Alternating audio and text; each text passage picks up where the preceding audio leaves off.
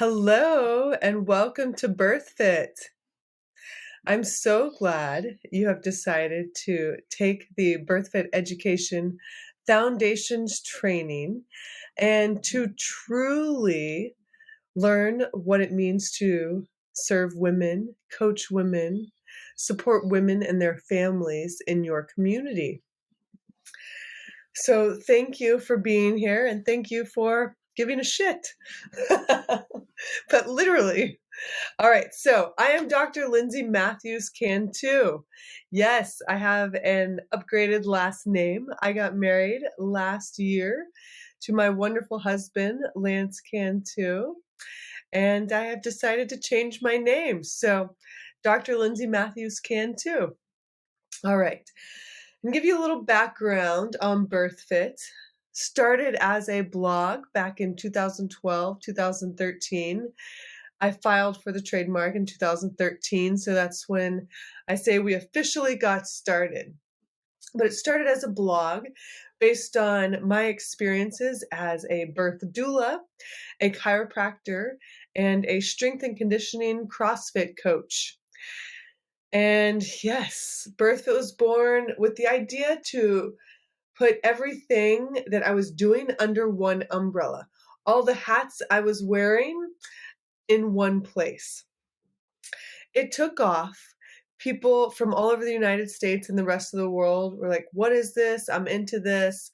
This makes sense. I've been told not to work out. I've been told it makes my pelvic floor too tight. Um, I, I know my coach has no idea how to train me, blah, blah. Like I've heard everything. And so blogs and videos and testimonials and all that good stuff was born and shared through the BirthFit blog. Shortly thereafter, I created our first class, and we had our first class at Deuce Gym in Venice, California, which I'm no longer a part of, but I'm grateful for the experience of helping to open Deuce Gym and be a part of that community and its origins. And that's where BirthFit started, and our first seminar was, and our first classes. So the BirthFit Postpartum Series was the first class that I hosted. It was 4 weeks, meeting twice a week with very intentional rehab and recovery and discussions correlating emotional, psychological discussions for each class. And for me, I was relating this to when I blew out my ACL and everything in my left knee. I knew exactly what I was doing when I woke up from surgery 3 days later, 3 weeks later, 3 months later, a year post-op. I knew exactly what I was doing. However, and still to this date, there is no rehab recommendations like universal standard of care postpartum rehab for mothers, no matter if it's a vaginal birth or a cesarean birth or anything in between. It's just, all right, bye, we'll see you in 6 weeks. Or if that's what the OB, if they're with a midwife, they'll get a few more visits depending on how that midwife practices. So yeah, good luck. We'll see you in 6 weeks. You'll be cleared for sex and exercise at 6 weeks and jump right back into fitness. No, for God's sakes, no. Let's be intentional, and we'll get into that. So, yeah, BirthFit was born.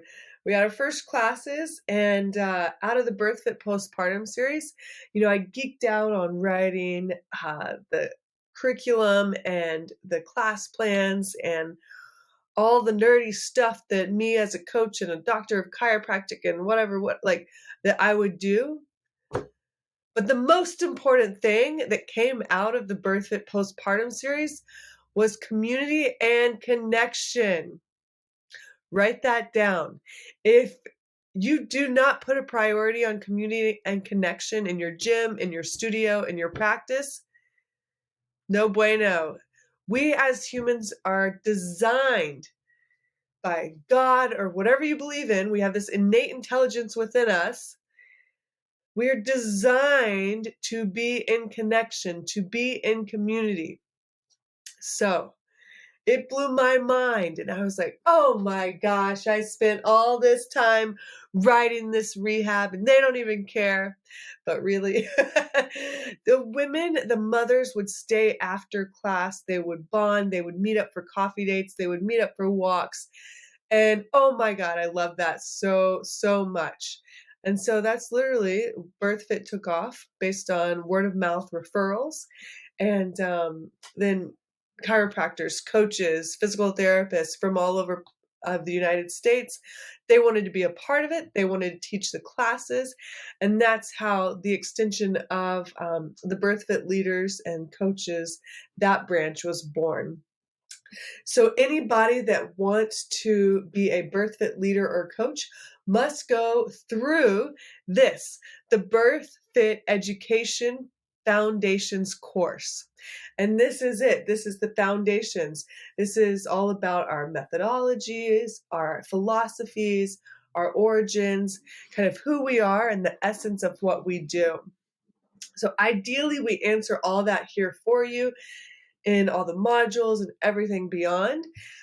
But this is a little teaser, this is a little intro, and we'll get started. So welcome to BirthFit. I am really honored and happy to have you here. I think it is a very important time to have trailblazers, leaders in communities that honor community and connection and freedom. It's so, so important. So thank you for being here. That's what I'll say there. All right. Now, what is BirthFit? BirthFit is general strength and conditioning for the motherhood transition with respect around the cycles and seasons of life. We pride ourselves. We know we are really freaking good at designing, making, training programs for preconception, open to conception, pregnancy, early postpartum, late postpartum, everything in between that will cultivate connection and enhance awareness in a woman's body. Training with us is designed to feel good, like on the soul level. Yes, you'll be sore. Yes, you'll be like, oh my God, I don't want to do that. And then on the other side, yes, okay, I feel better. Oh, I feel sensual. I feel sexy. Like I feel confident.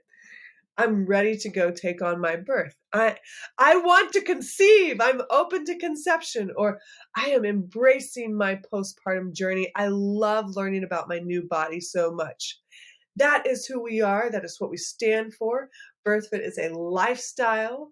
It is a way of being, a way of showing up.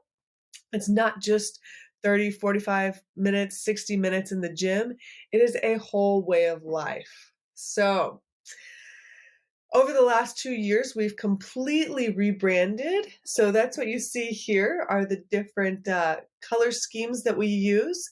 And we try our very best to coordinate those from everything, whether it's our website to our blogs to our social media. So the green over here, Be Community. Be Community is our general strength and conditioning program that is virtual. And if just like if you were paying a gym membership, you would do this. It's about 24, 25 bucks a month. And you get 4 days of general strength and conditioning delivered to you via an app on your phone. We use Train Heroic to deliver all of our programs. And so we have chat options. We have a monthly support call. It's really, really been an awesome turn of events for us using Train Heroic over the last 2 years. So Be Community is for anybody that's open to conception and wanting to train in harmony with your menstrual cycle. It's also for those that are in between having kiddos. Maybe you've done the postpartum rehab training programs and you're not quite ready to have a kiddo yet, or you're open to conception. This community is great. Or if you're done having kids, this is really sustainable, yummy fitness for mothers and women and everybody in between. So next up, we got the yellow. That's for BirthFit education, such as this, any of our educational resources. preconception. We'll have a preconception specific program coming out later this year, and that's going to be in that like rose color. Anything pregnancy, prenatal will be in the maroon color. Postpartum is a little bit more orangey.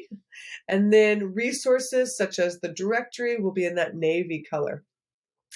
So hopefully that helps you as much as it helps me to stay organized.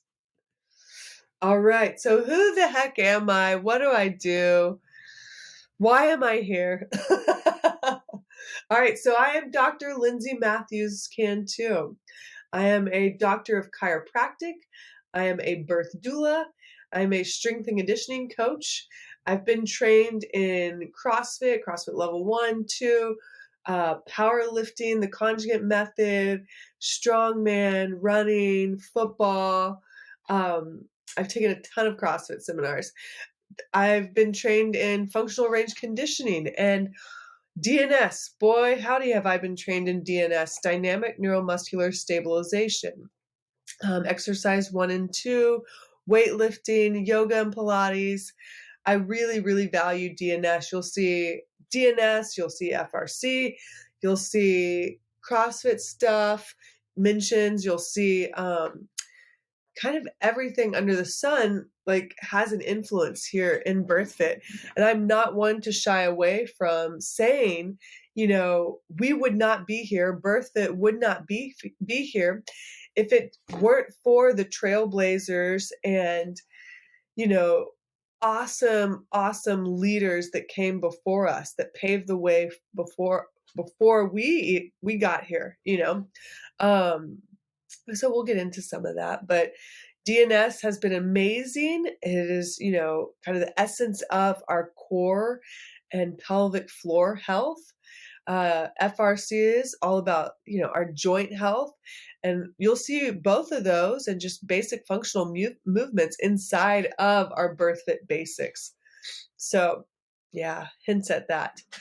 So a lot of my spare time, I don't have any spare time. A lot of my time is spent at my new office that I opened early in January 2022 with my partners down here, Matt and Bria Much. They have a little one named Cameron, who's about 13 months old.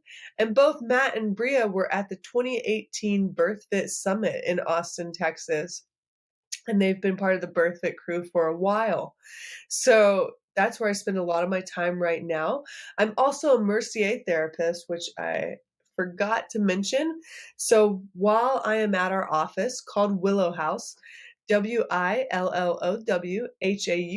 spelled the German way, I perform chiropractic and Mercier therapy there.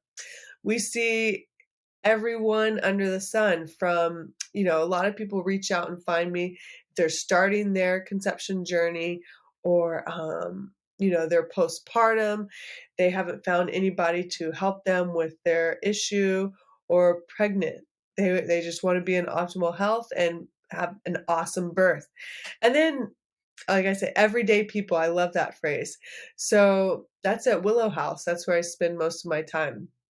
So up here, you see me working on a pregnant woman.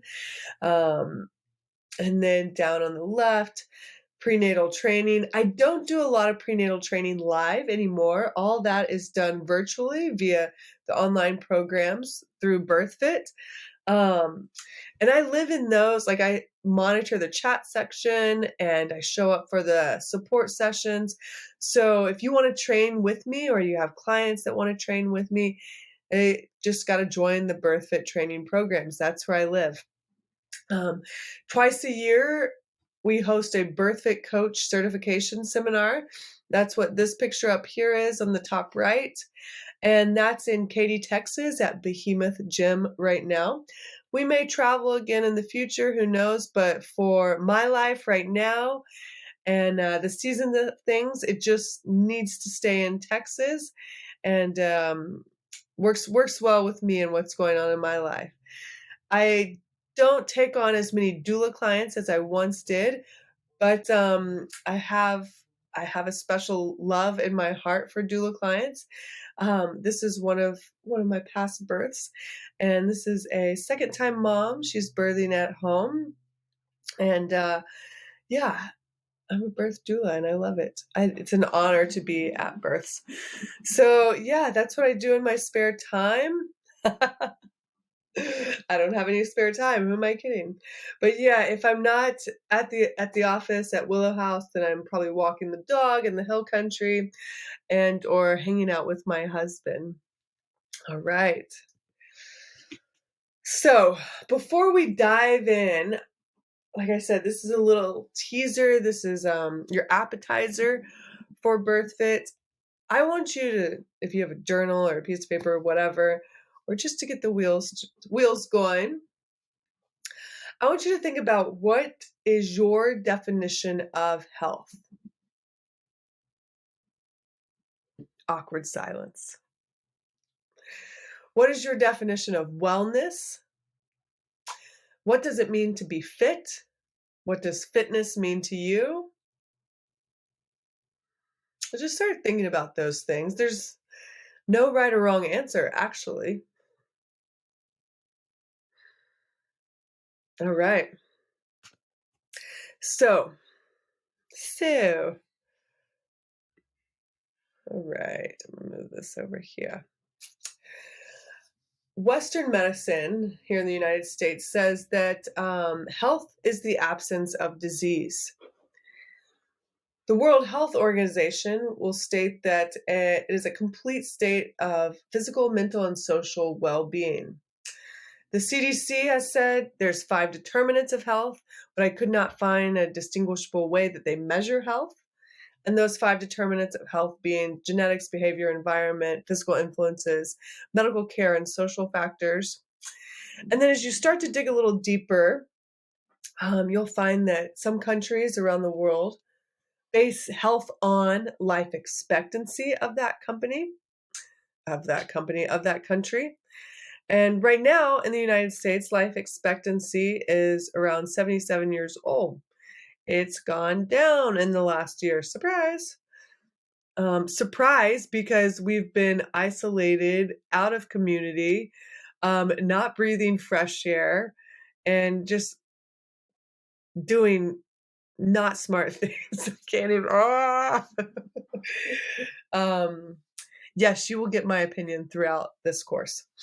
So yeah, the other thing I want to add here is that a country is only as healthy and well as the state of their mothers and their babies in that country. Like a country is only as healthy as like how they take care of their babies and their mothers. And frankly, we're doing a piss poor job. We're doing a bad negative. 2 thumbs down. We're failing at this here in America. The maternal mortality rate is 152 deaths per 100,000. We rank last out of industrialized countries. The infant mortality rate is 541.9 deaths per 100,000 live births. And the US is ranked 33 out of 36 of industrialized countries. So, this is not great, y'all. Like, it's not great. And what I want you to think about is it's not working. Whatever we're doing is not working. And, why do we keep doing the same thing and expect different outcomes? I know there's a quote on that and I can't remember, but, when you start to review history of birth in America, you'll see that birth got moved into the hospital somewhere around the 1950s-ish, give or take a decade. And then that's when babies when birth got moved into the hospital, babies were separated from the mother immediately after birth. Why? Because the mom was knocked the F out with drugs, and they were moved to a nursery. And then in comes the infant formula business, in comes pain medications, in comes like all these things. And let me back up and say that I am not opposed to um, Western medicine, cesareans, surgical intervention, um, anything like that. Like, I've certainly needed it at some point in my life. However, the pendulum has swung so far the other way that we now we are addicted to pharmaceuticals. Um, Babies come out and immediately get erythromycin, Hep B vaccination. They're placed in a warmer instead of they're placed on mom's breast or belly. That golden hour is so important for bonding and regulation of the nervous system for both mom and baby. All the other processes can wait, assuming there's no medical emergency, because almost 9 times out of 10 there's not. The weighing, the measuring, all of that can wait. Put baby on mom. Skin to skin, naked. Don't wash baby off. Don't do anything. Just embrace all the fluids and put baby skin to skin on mom. That is the number one thing that needs to happen post-birth. Okay, sorry about that. But yeah, we aren't doing a great job. The World Health Organization, and like, I don't know how you feel about the World Health Organization or CDC after the last 2 years. They've lost all credibility as far as I'm concerned with the CDC. But anyways, the World Health Organization recommends that a country has no more than 10 to 15% cesarean rate for that species to survive, to thrive. And right now in America, we're at 33 to 35%. Some states have close to 40%. No bueno. No bueno. There's a great book called Childbirth and the Future of Homo Sapiens by Dr. Michel Odent.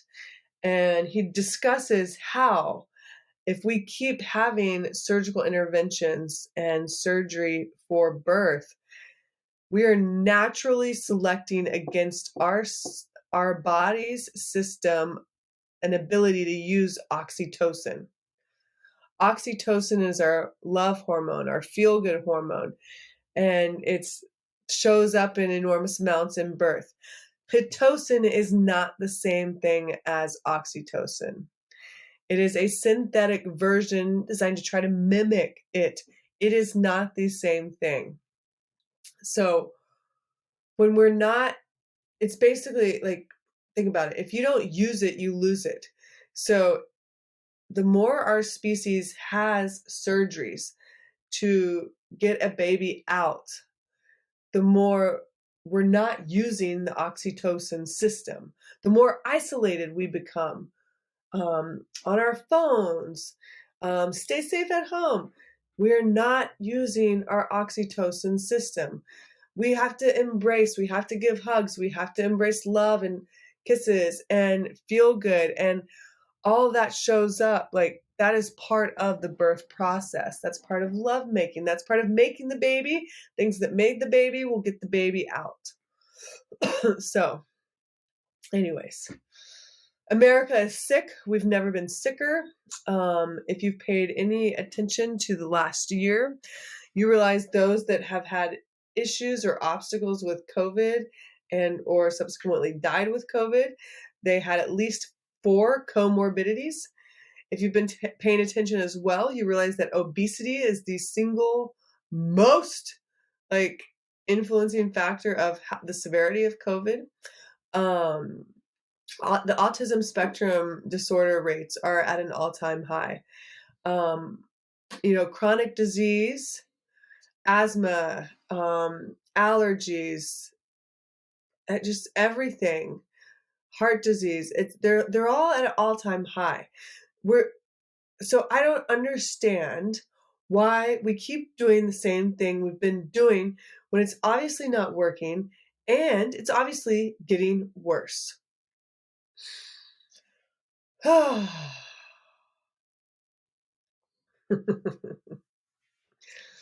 All right. So this is Western medicine, the CDC, this is their answer for what is health, what is wellness. I don't think they have a very good answer, but you can have a different opinion. It's okay. I'll still love you. Next. Maybe next. Okay, maybe frozen. Oh, why did I do that?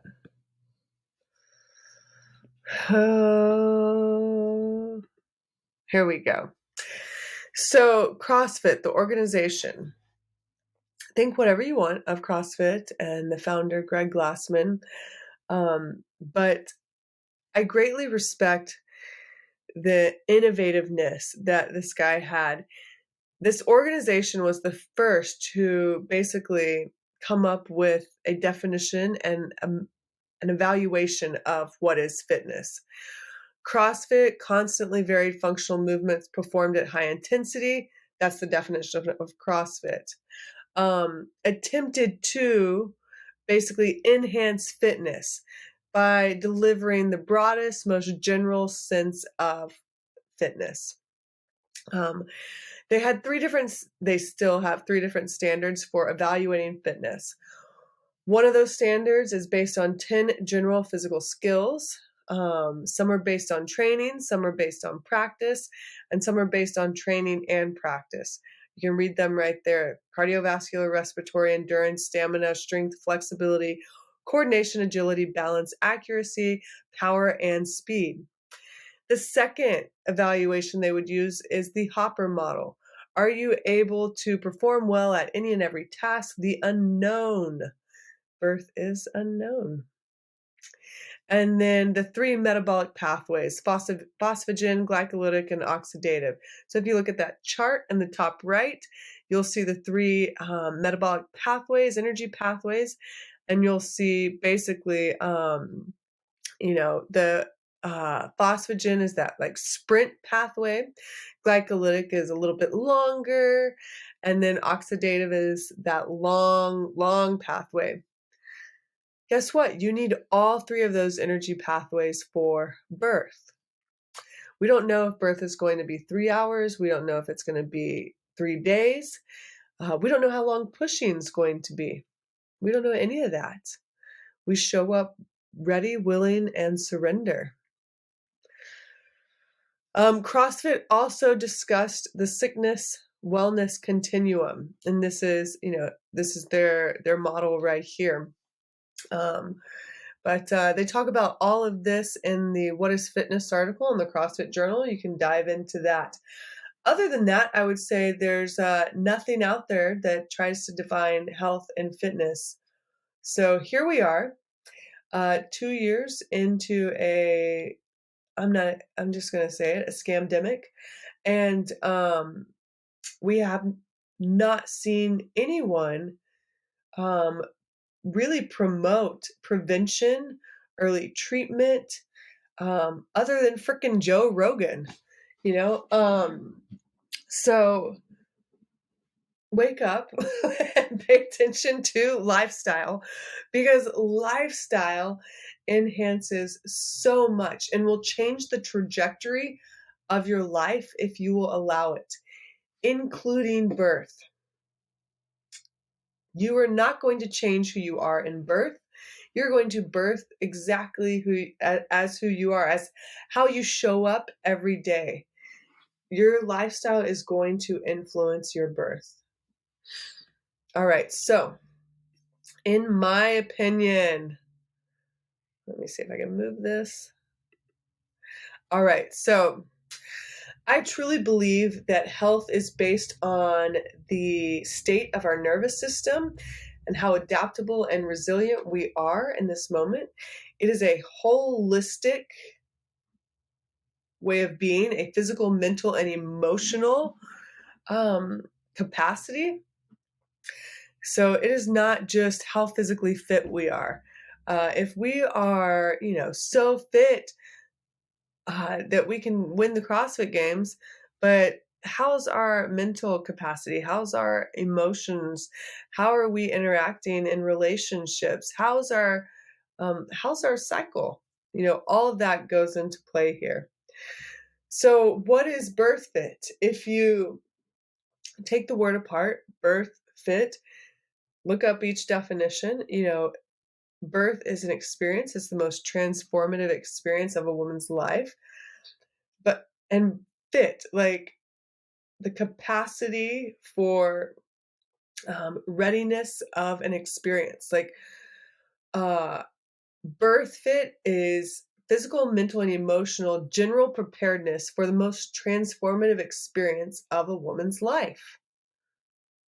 And I truly believe that we as women and even men in the childbearing years need to be birth fit every day. Like, if we are not ovulating, if our cycle is not, at its most optimal state of being, then we are not birth fit and we are not living in our true health, in our true authentic health, you know? So think about that.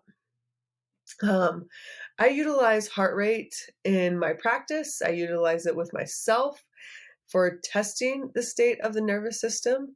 And heart rate variability is today's gold standard for analyzing the effects of stress and anxiety on the nervous system and the overall state of the nervous system.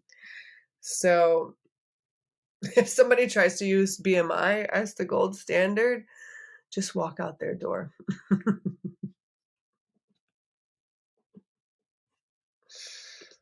All right, so nervous system. We're gonna go back over here.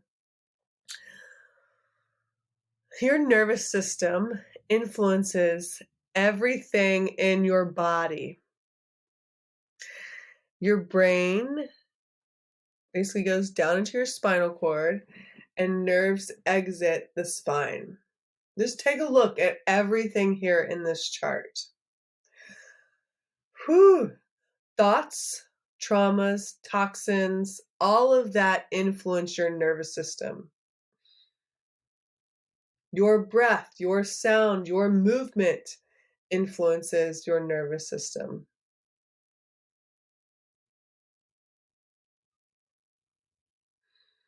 I bet you will not operate on autopilot ever again after this. Uh, so, what I want you to understand is that we as mammals have a critical period. And that critical period is about 3 months prior to conception to the end of the first 2 years of life.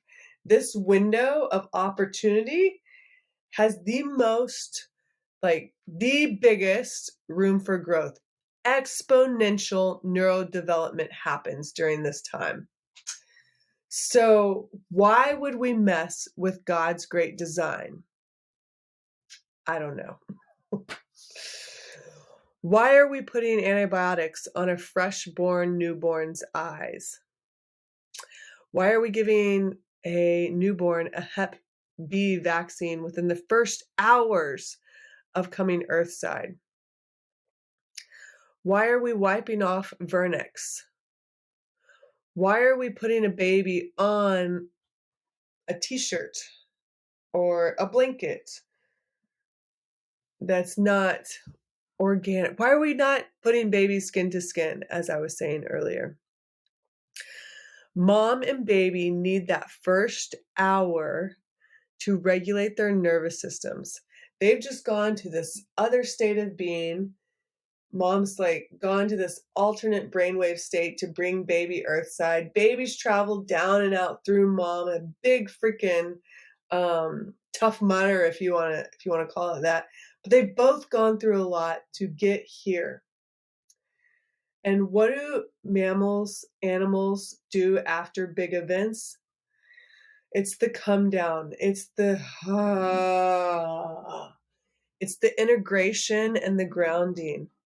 That golden hour, that first bit of postpartum, it needs to be grounding. It needs to be settling.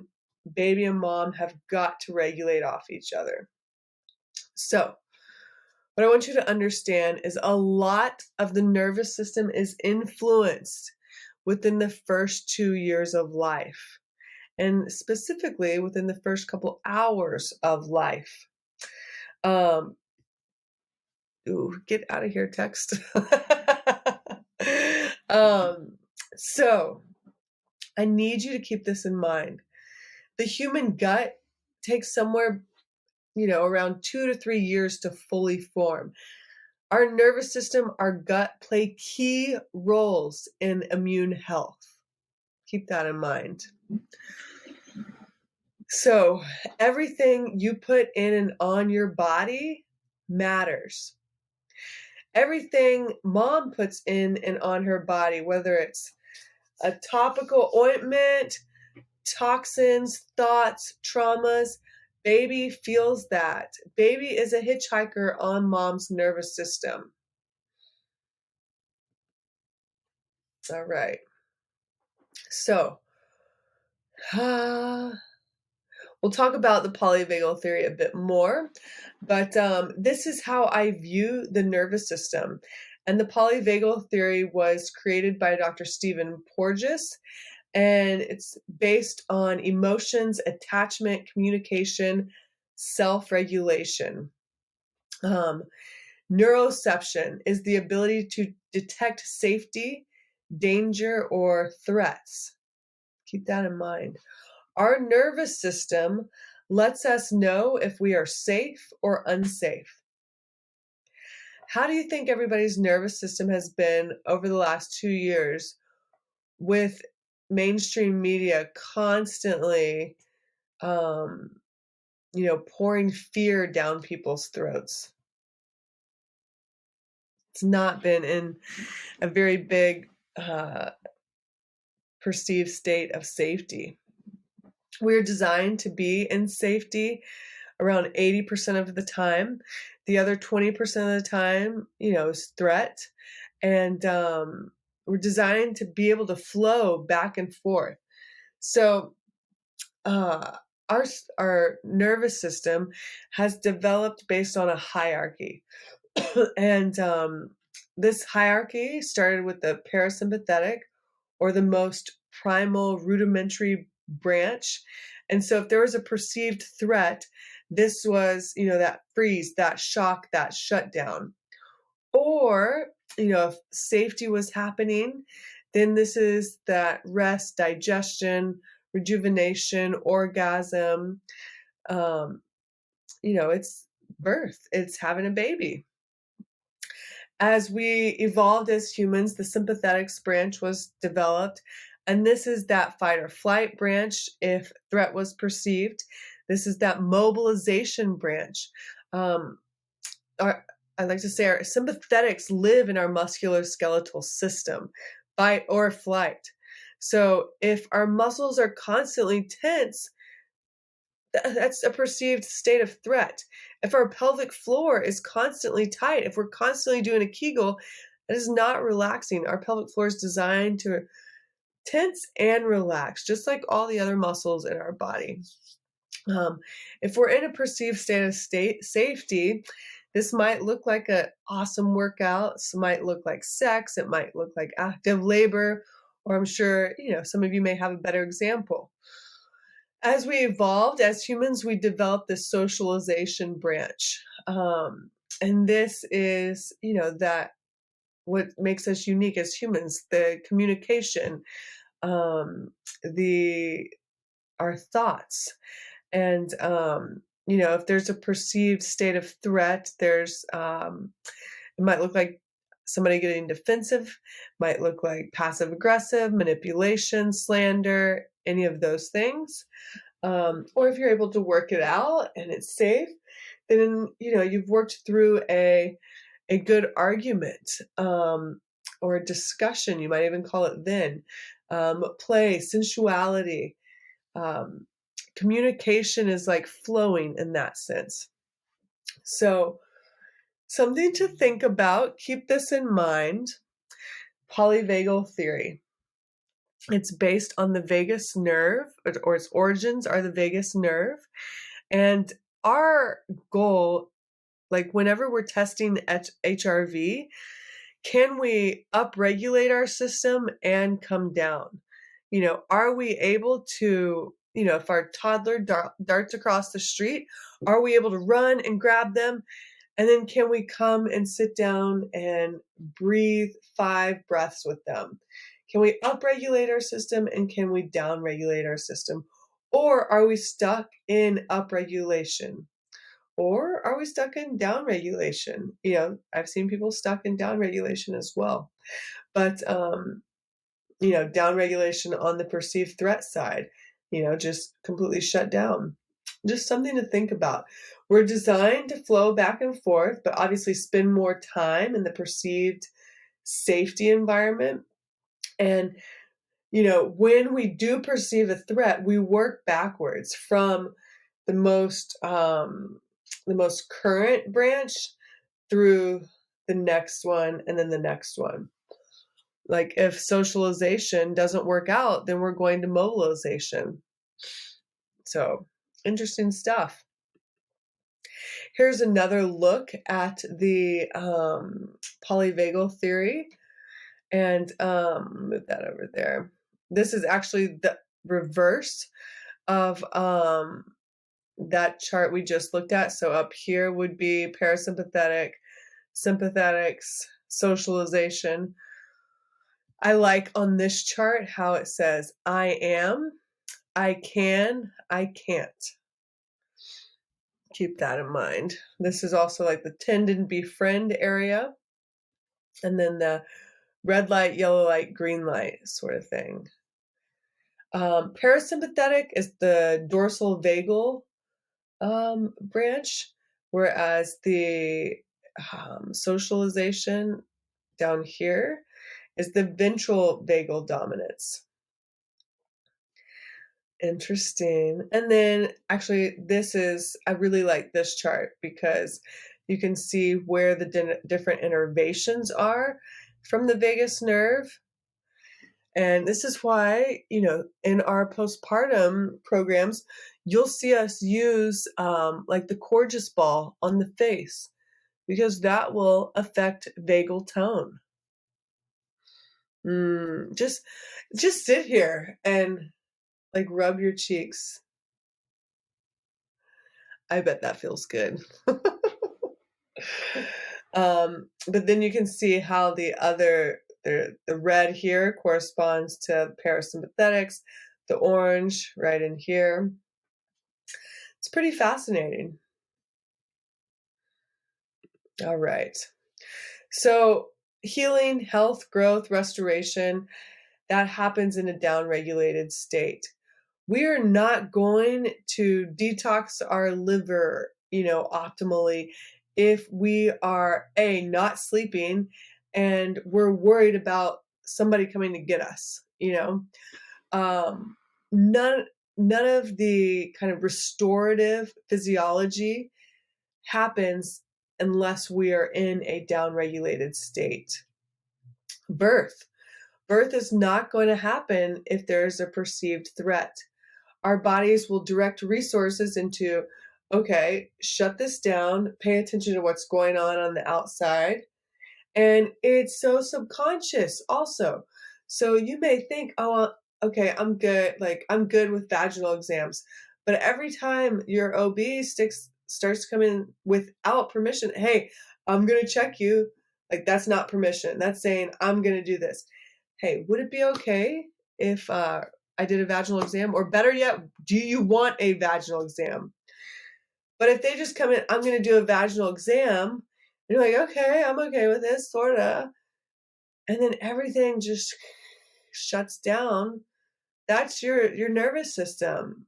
Like, that's your nervous system saying, no, this range of motion has not been established and we're not okay with this. So keep that in mind. We're not designed to go 100% all day, every day. We're designed to be in flow and embrace the seasons of life. We are designed to have a dark and light season, periods, times of expansion, contraction, slow, fast, performance, and recovery. Shift work is really hard on the nervous system. Being deployed is really hard on the nervous system. Being a police officer or a fireman or woman or an EMT, all of that takes a toll on the nervous system. Although HRV manifests as a function of heart rate, it originates in the nervous system. Keep that in mind. HRV is simply a measure of the variations between each heartbeat to objectively assess your health. It shows how adaptive your body is, and can you upregulate and downregulate? This is an example of how I measure the nervous system. Like I said, I measure it in my office. I use a CLA Insight scanner. That's what this is here.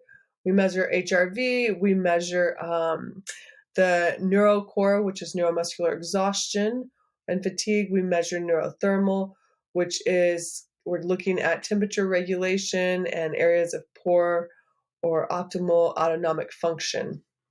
If we're in BIRTHFIT, then I'd love for clients to have a Whoop or an Aura ring so that we can track HRV trends. Both will measure HRV throughout sleep in various ways. All right, so preconception. On average, a female menstrual cycle is around 29 days with a range of 24 to 35. As a leader, a coach, a practitioner, a healer, you need to know this. It's very important. And if your client does not know things about their cycle, like that is the most important thing to do prior to conception, or if they're on this open to conception journey. Let's get to know, the fifth vital sign. An average period is around 5 days, could be anywhere from 3 to 7 days. And the average day for ovulations are actually day 15 and 16 with a range of 10 through 23. Woo! All right. The phases of the menstrual cycle. And we'll get into these later in the course, but I want to mention these. Menstruation, the follicular phase, ovulation phase, fertilization, to be confirmed, right? May or may not happen. If fertilization doesn't happen, then we go into the luteal phase. HRV trends throughout the menstrual cycle are basically need a lot more research, but daily HRV is associated with the parasympathetic nervous system decreasing non-linearly, is that a word, across the menstrual cycle. So basically, higher HRV in the follicular phase. So follicular is also like a phrase that is used to encompass menstruation and the follicular chapter period phase. So it's like the first half of the cycle. So this is when HRV tends to be higher. And then in the second half of the menstrual cycle, HRV tends to have decreased.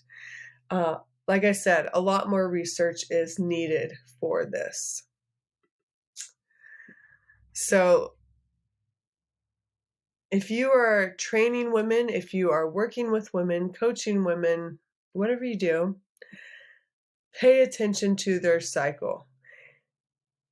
If you are having somebody do inversions and freaking go for PRs and high intensity intervals in day 1 or 2 of their cycle, please don't. Please don't. If you are not embracing strength work in the follicular phase, why not? Like, this is the biggest period of gains. Like, the research out says, like, this right here can be the most, the time in which we can get all the gains because estrogen and testosterone are peaking at this time. Just have this, print off this diagram. I don't care. Put it in your wallet. These are some things to support a healthy menstrual cycle. Number one, eat enough food and animal protein. Manage your energy instead of your time. Sleep is so important. Train with your cycle in mind. Embrace the fertility awareness method. Monitor your temperature. Look at cervical fluid.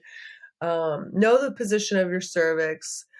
Observe the quality of your menstrual blood. Taking a daily walk goes a long way. Early morning sunshine and even yoni steaming will help promote a healthy menstrual cycle. So this is a sample training of basically the template that we use throughout all of our programs. Mind-body connection. And keep in mind, this will relate to the polyvagal theory.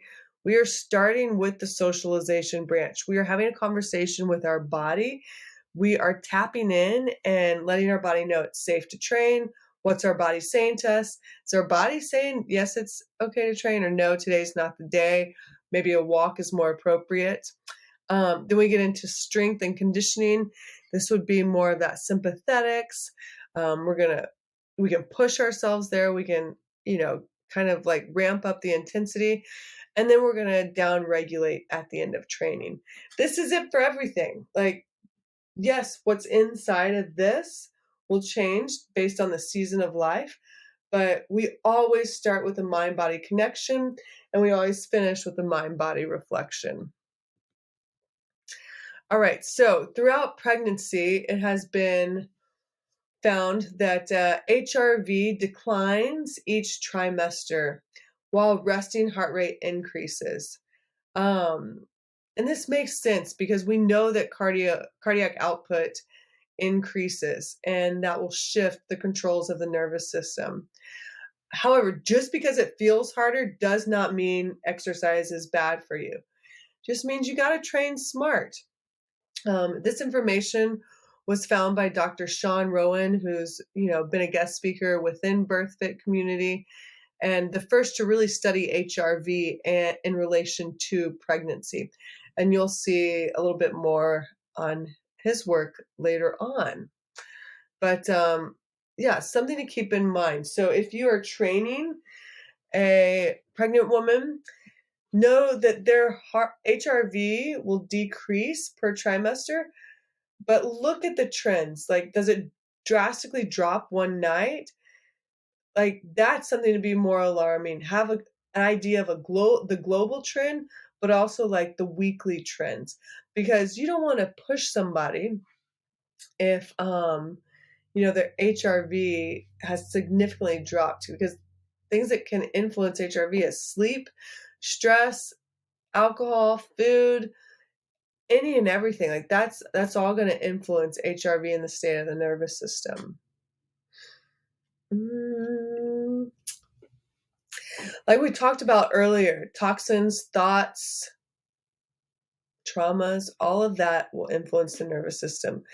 These are just some things that the pregnant athlete is going through. An identity shift. There's adjustments in relationships, their primary relationship with their husband, boyfriend, relationships at work, if they identify as an athlete, or maybe their career is very active, that's going to be shifting. Body image, body changes, expectations, grieving, competitive mindset, and then new fears and anxiety are going to show up.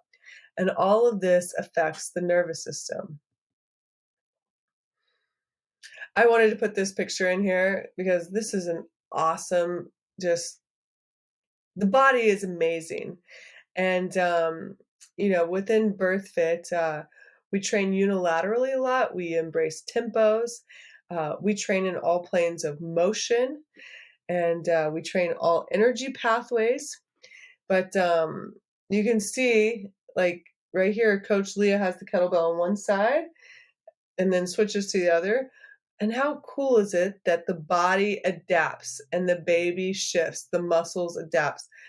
She looks pretty symmetrical. If she didn't look symmetrical, I'd be more alarmed, but this is pretty amazing. The body innately knows what to do. In training, the body will put a priority on nourishing baby and then mom. It's not the reverse order. So anything that you do, like there's a priority on nourishing baby and protecting baby. And I say this because, I'm thinking about those that try to keep Olympic lifting during pregnancy. You're going to develop bad habits, and when you start developing bad habits in Olympic lifting or running, they're going to be subconsciously to try to protect baby, to try to protect your body, and they're going to be ingrained in you. Don't let that happen. Make adjustments, train with BIRTHFIT. Like, your body, it's a beautiful time and it's temporary. It is so short in the grand scheme of life. And the reminder, pregnant women should get at least 150 minutes of moderate intensity aerobic activity each week. Even ACOG says this. All right, so here's some sample training. You'll see this later on. Scroll through this. That was first trimester, second trimester. You can see like mind-body connection, mind-body reflection.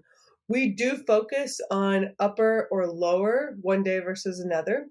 And this is because our nervous system needs time to recover. So if we taxed our lower body, it needs a minimum of 36 hours to recover. Second to third trimester, you see tempo in there.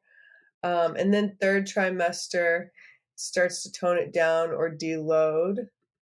And then birth. All right, postpartum. So as I mentioned earlier, integration and grounding is so important. I should say HRV. HRV trends up and continues to progress. So somewhere around the 6-week to 8-week mark, HRV has probably achieved what it was prior to pregnancy. And it appears like more research is needed, that it's going to continue to progress up. Resting heart rate trends down and continues to make improvements. This is showing us in this little research that has been done by Dr. Sean Rowan that pregnancy actually makes us fitter, more fit. How cool is that? So both of these pictures here are postpartum. Early postpartum, you're working on things like range of motion. And range of motion in the sense of functional range conditioning. Like, do you have access to all of your range of motion? Not just a forward fold like a yogi, like, okay, I can bend and flop right down, but do you have strength throughout that entire range of motion? Right here, if you look closely, you'll see a breast pump on this mama. She's helping this other mom breathe in the bottom of a push-up. Oh, postpartum. All right, so here's the postpartum timeline, and we'll get into it more. But I cannot stress to you enough the line in period and taking it slow. That is why we have a line in program, with an intentional exercise, visualization, or breathing exercise to do each day. Then you get into establishing the BIRTHFIT basics, and then you get into the BIRTHFIT postpartum program and be community. There's a reason that we have to do things in this order, and it's to build a solid foundation. It is to allow our connective tissue time to heal. So here's an example of the lying in, 5 to 10 minutes of intentional breathing.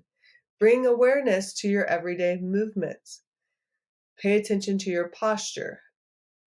Like maybe you spend 60 seconds stacking your spine and your rib cage over your pelvis. This is another exercise or an example of what will show up in the lying in period. This is a great breathing exercise to help downregulate the nervous system. Then we get into the BIRTHFIT basics. It's starting to look a lot more like that, original template or training template that people are used to, but it's still very, I don't want to say Body weight, no loads. Volume is just in the form of body weight exercises. Then we get into postpartum training a little bit with basics progressed. So now, okay, there's some new movements like windmills, elevated push-ups, and we're starting to combine 2, 3, 4 movements together.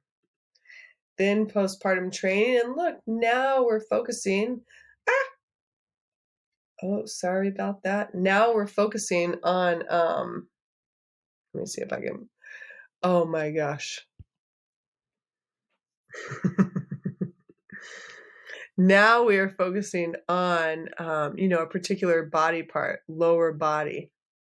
So you'll see that here. And we've implemented bands, but there's no like, okay, I'm going to go do Fran, or I'm just going to ease into my CrossFit class. No, this is intentional. All right. What I want you to keep in mind is like what I said earlier. The most important thing to protect during the 4th trimester is the mom and baby dyad. This is based on our biology. It has nothing to do with morality. Like, we as mammals have to embrace this 4th trimester and to put a priority on mom and baby being together. These are birth experiences, or how you might label a birth if you wanted to, but all of these are going to influence healing and recovery. An unmedicated vaginal birth is going to be a different healing timeline than a medicated vaginal birth. Empowered cesarean is going to be a different healing timeline than emergency cesarean. Keep these things in mind. Healing timelines shorter to longer. A vaginal birth with no medication will heal more straightforward, more efficiently than a cesarean that's had medical intervention, pharmaceutical drugs, because all of that's got to get out of the system. Now, before you allow your client to come back in and train, or maybe you're working with a patient in your office and they're like, can I go train now?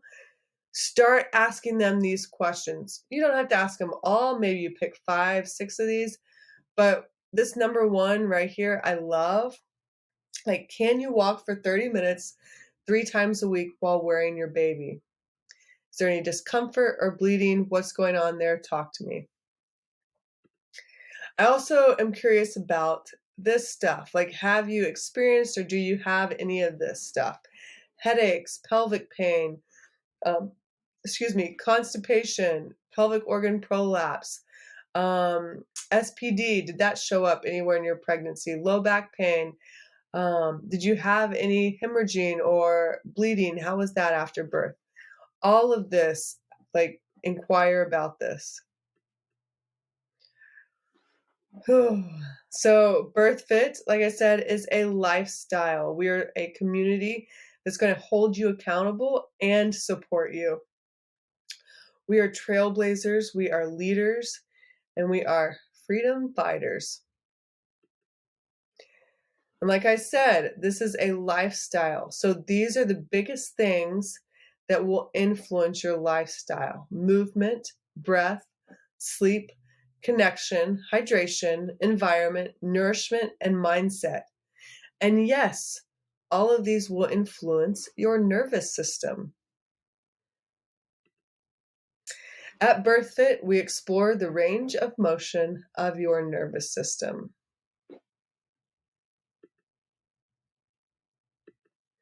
So thank you. Thank you for joining us. At any time, let us know if you have any questions, and I look forward to connecting with you in the future.